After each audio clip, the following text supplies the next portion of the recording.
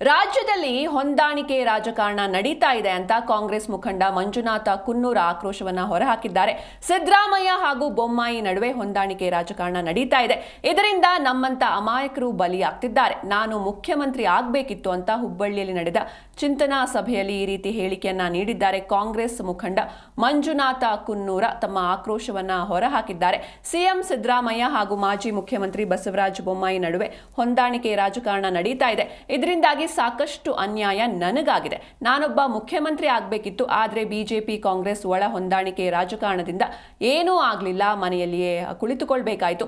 ನಾನು 2 ಸಲ MLA ಹಾಗೂ 1 ಸಲ ಲೋಕಸಭಾ ಸದಸ್ಯನಾದವನು. ನಾನು ಕೂಡ ಮುಖ್ಯಮಂತ್ರಿ ಆಗಬೇಕಿತ್ತು.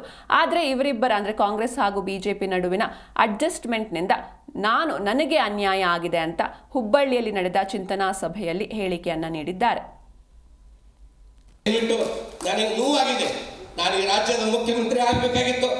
15 ವರ್ಷಗಳಿಂದ ಬಿಜೆಪಿ ಮತ್ತು ಕಾಂಗ್ರೆಸ್ಸಿನ ಹೊಂದಾಣಿಕೆ ರಾಜಕಾರಣದಿಂದ ಮನೆ ಆಗಿದ್ದೇನೆ. ಇದೇ ರೀತಿಯಾಗಿ ನಾನು ಇಲ್ಲಿ ಸೈಡ್ಲೈನ್ ಮಾತಾಡೋದು ಮಾಡಿಬಿಡ್ತಾರೆ. ಇದು ನಡೆದಿದೆ ವ್ಯವಸ್ಥೆ. ದಯವಿಟ್ಟು ನನಗೆ ನೋವಾಗಿದೆ. ನಾನು ಈ ರಾಜ್ಯದ ಮುಖ್ಯಮಂತ್ರಿ ಆಗಬೇಕಾಗಿತ್ತು. 15 ವರ್ಷಗಳಿಂದ ಬಿಜೆಪಿ ಮತ್ತು ಕಾಂಗ್ರೆಸ್ಸಿನ ಹೊಂದಾಣಿಕೆ ರಾಜಕಾರಣದಿಂದ ಮನೆ ಆಗಿದ್ದೇನೆ. ಇದೇ ರೀತಿಯಾಗಿ ನಾನು ಇಲ್ಲಿ ಸೈಡ್ಲೈನ್ ಮಾತಾಡೋದು ಮಾಡಿಬಿಡ್ತಾರೆ. ಇದು ನಡೆದಿದೆ ವ್ಯವಸ್ಥೆ. ದಯವಿಟ್ಟು ನನಗೆ ನೋವಾಗಿದೆ.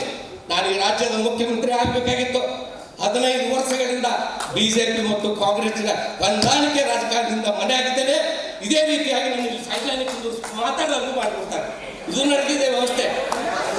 ದಯವಿಟ್ಟು ನನಗೆ ನೋವಾಗಿದೆ. ನಾನು ಈ ರಾಜ್ಯದ ಮುಖ್ಯಮಂತ್ರಿ ಆಗಬೇಕಾಗಿತ್ತು. 15 ವರ್ಷಗಳಿಂದ ಬಿಜೆಪಿ ಮತ್ತು ಕಾಂಗ್ರೆಸ್ಸಿನ ಹೊಂದಾಣಿಕೆ ರಾಜಕಾರಣದಿಂದ ಮನೆ ಆಗಿದ್ದೇನೆ. ಇದೇ ರೀತಿಯಾಗಿ ನಾನು ಇಲ್ಲಿ ಸೈಡ್ಲೈನ್ ಮಾತಾಡೋದು ಮಾಡಿಬಿಡ್ತಾರೆ. ಇದು ನಡೆದಿದೆ ವ್ಯವಸ್ಥೆ. ದಯವಿಟ್ಟು ನನಗೆ ನೋವಾಗಿದೆ. ನಾನು ಈ ರಾಜ್ಯದ ಮುಖ್ಯಮಂತ್ರಿ ಆಗಬೇಕಾಗಿತ್ತು. 15 ವರ್ಷಗಳಿಂದ ಬಿಜೆಪಿ ಮತ್ತು ಕಾಂಗ್ರೆಸ್ಸಿನ ಹೊಂದಾಣಿಕೆ ರಾಜಕಾರಣದಿಂದ ಮನೆ ಆಗಿದ್ದೇನೆ.